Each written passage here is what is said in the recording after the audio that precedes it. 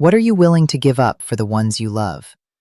Explore the heartbreaking and beautiful stories of ultimate sacrifice and the enduring power of selfless devotion in a selfish world. Hit subscribe today to experience these deeply moving and cinematic narratives. I didn't flinch. I didn't make a sound. I just sat there on the edge of my bed at 2 in the morning, holding my phone with both hands, staring at a video that was never meant for my eyes. The room was dark. My husband was asleep down the hall, and everything I thought I knew about my family had just quietly collapsed, like a wall that had been rotting from the inside for years. I watched it twice. Then I set the phone face down on the nightstand, walked to the bathroom, turned on the cold water, and pressed both hands flat against the sink until they stopped shaking. My son's rehearsal dinner was in 36 hours. I want to tell you what I did next. But first, you need to understand who I was before that night, because who I was before matters to what I chose to become after. My name is Beverly. I am 63 years old. I spent 31 years teaching 5th grade at an elementary school in a suburb outside of Columbus, Ohio. I retired 2 years ago. I have one son, Marcus, and I have loved that boy with every single cell in my body since the moment they placed him in my arms in 1991. He came out screaming, red-faced, furious at the world, and I thought, this one is going to need someone in his corner. I made a promise right then that I would always be that person. His father, my husband, Gerald, was in the delivery room. He cried. I remember thinking it was the most tender thing I had ever seen. Gerald was not a man who showed emotion easily. He was a deacon at our church, respected in the community, known for his steady handshake and his measured words. People trusted him. I trusted him. For 34 years, I trusted him completely. Marcus grew up to be everything a mother could hope for. Quiet, thoughtful, hardworking. He got a degree in civil engineering, moved back to Columbus after a few years in Atlanta, and bought a modest house 10 minutes from ours. He called me every Sunday. He remembered my birthday without being reminded. He was, in every way that mattered, a good man. Then he met Renata. She came into his life about 2.5 years ago, through mutual friends at a cookout. She was 31, worked in pharmaceutical sales, drove a white SUV, wore her hair natural, and smiled like she had done nothing wrong a day in her life. Marcus was smitten from the first conversation. He brought her to Sunday dinner 3 weeks after they met, and she sat at my table and complimented my sweet potato pie, and laughed at Gerald's jokes, and I genuinely thought that she seemed like a lovely woman. I tried to like her. I want to be honest about that. I did not go looking for reasons to distrust her. Some people will say a mother-in-law is always searching for flaws in the woman her son loves, and maybe that is true for some women. It was not true for me. I wanted Marcus to be happy. I wanted someone to love him the way he deserved to be loved. But there was something, a small thing at first. The way she changed the subject when I asked about her family. The way she looked at Gerald sometimes just a half second too long and then looked away. The way she never quite met my eyes when she hugged me hello. I told myself I was imagining it. I told myself it was just the unfamiliarity, the newness of her, the instinct to protect my son getting confused with something it wasn't. I told myself that right up until the night I found the video. It was a Tuesday. Gerald had gone to bed early. I had stayed up grading. I do volunteer tutoring. Now that I am retired, old habits, and when I finally came to bed, I knocked his phone off the nightstand, reaching for my glasses. It landed face up and lit up with a notification. I was not snooping. I was not suspicious. I picked it up to set it back and I saw her name. Renata. A message preview. 6 words that made no sense and every kind of sense at once. I should not have opened it. I know that. I opened it anyway. What I found inside that message thread was not a single conversation. It was months. 7 months of messages that told a story I had no framework for. Flirtatious at first, then intimate, then explicit, then something worse than explicit tender. They were tender with each other. Gerald had sent her a voice message telling her she was the most alive person he had ever known.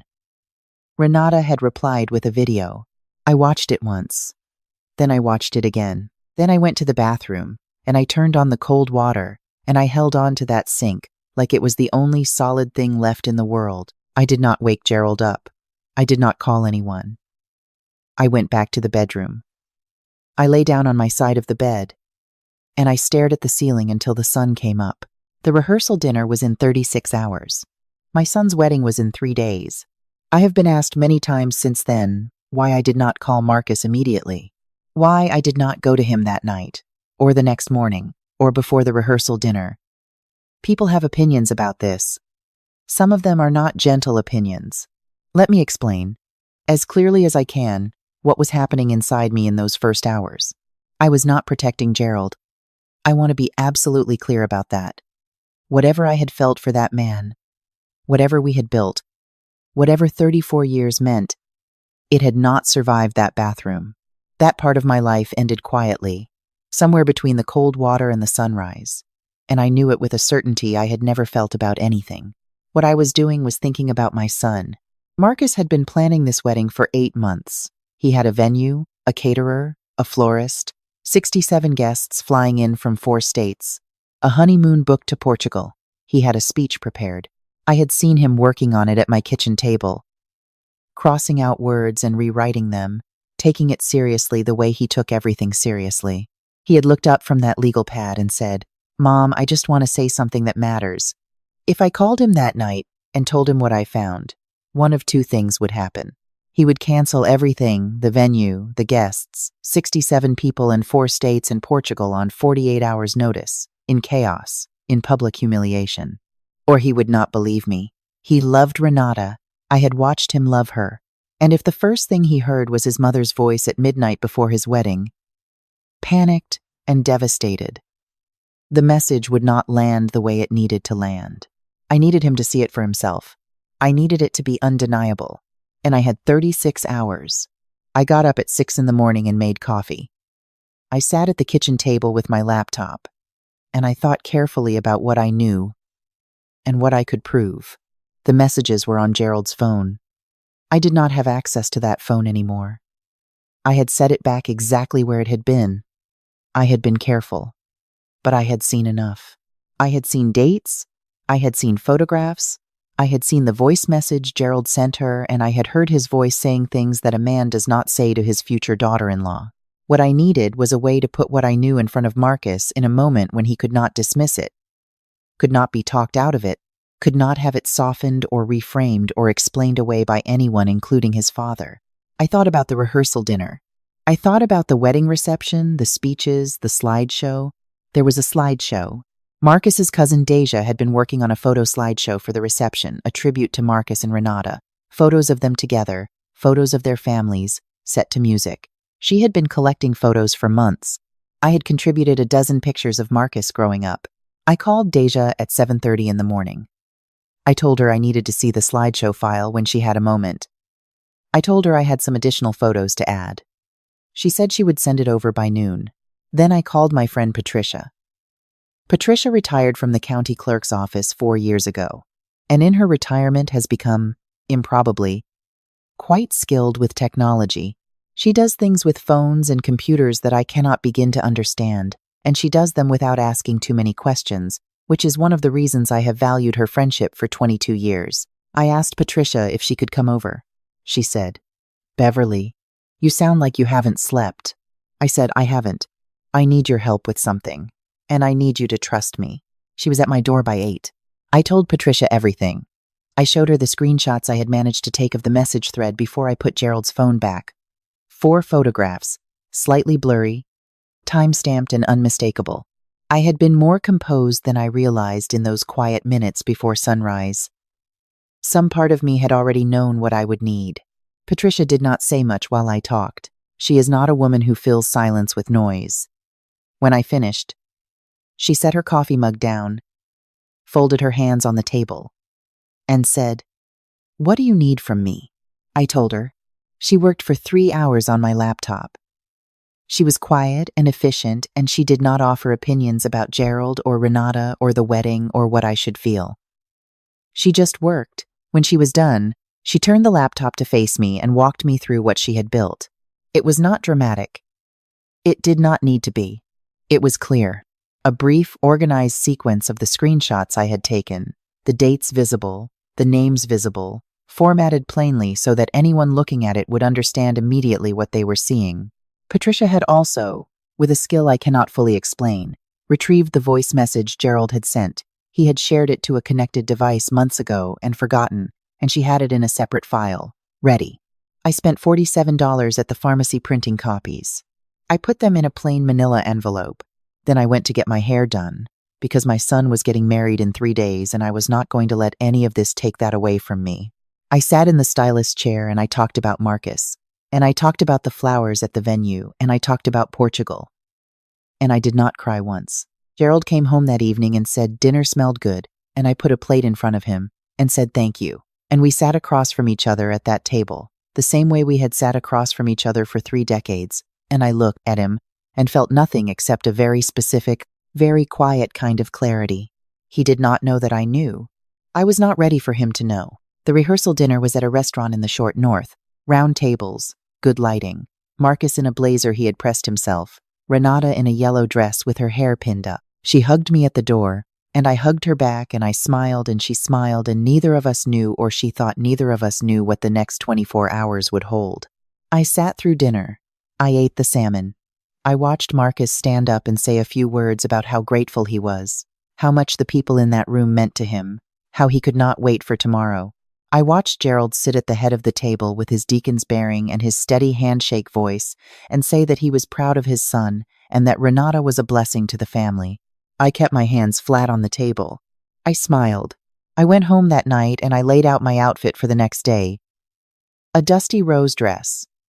The good earrings Marcus had given me for my 60th birthday. And I set the manila envelope on the nightstand, and I slept 4 hours, clean and deep, like a woman who had already made her peace. The wedding was at 2 o'clock at a venue called the Edgewood, a converted carriage house east of the city with exposed brick and garden lights, and a courtyard where the ceremony would be held. I arrived at noon to help with setup. I found Deja at the AV table in the reception hall.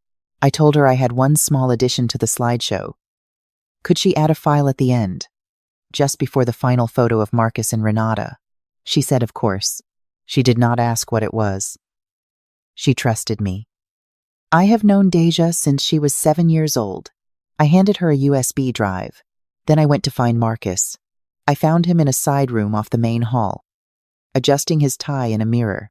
He looked so much like himself, so entirely, recognizably Marcus, that something in my chest tightened in a way I had not expected. He looked up when I came in, and his whole face changed, the way it used to when he was small, and saw me at the classroom door on field trip days. He said, "Mom." I said, "You look so handsome." He laughed a little, nervous.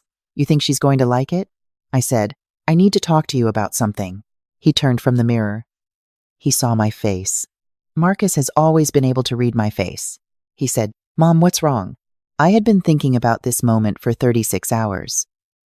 I had rehearsed it in the car, in the shower, in the sleepless gray of 4 in the morning. I had thought about every way to say it and every way he might receive it, and I had decided, standing in my bathroom at 6 a.m. on a Tuesday, that the only right way to do this was to look my son in the eye and be completely honest. I told him that I loved him more than anything in this life. I told him that what I was about to show him was going to hurt, and that I was sorry I could not have spared him that hurt, and that nothing I was about to say had anything to do with who he was or what he deserved. Then I opened the manila envelope and I handed him the photographs. He looked at the first one. He looked at the second. He looked at the third and fourth. He sat down in the chair behind him slowly, like his legs had stopped working gradually rather than all at once. I sat down across from him and I did not say anything. I let him look. I let him think. I did not try to fill the silence or soften it or pull him back before he had gone all the way through it. After a long time, he said, "How long?" I said, "The timestamps go back 7 months." He said, "Does he know you know?" I said, "No." He was quiet again. Then he said very quietly, in a voice I had not heard from him since he was about 12 years old, "What do I do?" I said, "That is completely up to you. I am going to be here whatever you decide. But I needed you to know. You had a right to know." He sat with it. I watched him sit with it. I watched him pick up the photographs and look at them again and put them down and look at his hands and look at the door and look at me. Then he said, I need a few minutes. I said, take all the time you need. I stepped outside the room and I stood in the hallway and I breathed.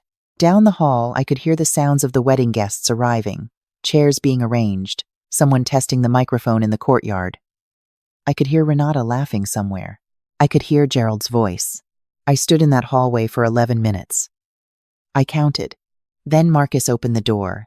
His eyes were red. His tie was straight. His jaw was set in a way that reminded me, painfully, of his grandfather. He said, I'm not calling it off in front of 67 people. I said, okay. He said, I'm going to get through the ceremony. Then at the reception, before the slideshow, I need you to tell Deja not to play the last file. I looked at him. He said, I'll handle it myself. My way. I said, okay, baby. He said, don't tell anyone else yet. Not until I'm ready. I said, I won't. He straightened his jacket. He looked at himself in the mirror one more time. And then Marcus, my son, my steady, quiet, careful son, walked out of that room and down the hall toward his own wedding, with his head up and his hands still. I have never been more proud of anyone in my life. I will not describe the ceremony in detail. I will only tell you that I stood in that courtyard in my dusty rose dress and my good earrings, and I watched my son say the words he was asked to say with a composure that cost him more than anyone in that garden could possibly have known. I watched Renata say the words back to him. I watched Gerald stand as the father of the groom with his steady handshake bearing in his deacon's face. And I stood there, and I held my flowers, and I did not look away from my son once. At the reception, during the first course, Marcus excused himself from the head table. He was gone for about 12 minutes. I do not know exactly what he said to his father in those 12 minutes. I was not there. I only know what Marcus told me later, that he walked his father to the side exit of the venue, handed him the photographs, and told him to leave. That Gerald had not argued. That Gerald had not offered an explanation. That Gerald had walked out of that building without looking back. And Marcus had stood and watched him go, and then turned around and walked back to his own wedding reception. He sat back down at the head table. He ate his dinner. He danced the first dance. When it came time for the slideshow, Marcus stood up. He thanked everyone for being there. He said he had something he needed to say, and that he hoped everyone would understand. Then he looked at Renata. He said that marriage was supposed to begin with honesty, and that he had learned something that day that made it impossible for him to begin this one. He said he was not angry, and I believed him, because my son has always told the truth about what he feels. He said he was sad, and he was grateful for everyone who had traveled to be there, and he was going to need some time. He said, this is not a marriage I'm able to start. I'm sorry. The room was very quiet. Renata stood up. I watched her face cycle through something shock first, then the beginning of denial, and then something else. Something that looked, surprisingly, like relief. She sat back down. She did not fight it. She did not perform. She put her hands in her lap and she looked at the table, and something in her posture changed. Like a person who has been holding themselves very carefully for a very long time and has finally been allowed to stop. 3 weeks later, Renata came to my house. I almost did not open the door, but something made me open it. She stood on my porch in jeans and a plain shirt with no makeup, and she looked younger than I had ever seen her. She asked if she could come in. I stepped back and let her. She sat at my kitchen table, the same table where I had sat at 6 in the morning with Patricia and the screenshots and the cold coffee, and she told me things I had not known. About her past. About patterns she had repeated in relationship after relationship, attaching to unavailable men, to men in committed marriages, to men who represented something she could not name. She had started therapy 6 months before the wedding, she said. She had thought she was getting better. She had convinced herself the thing with Gerald was ending. She said, I know you don't owe me anything. I know that. I just needed you to know that I never stopped knowing it was wrong. I looked at her for a long time. I said, I believe you. And I think you need to keep going to that therapy. She nodded.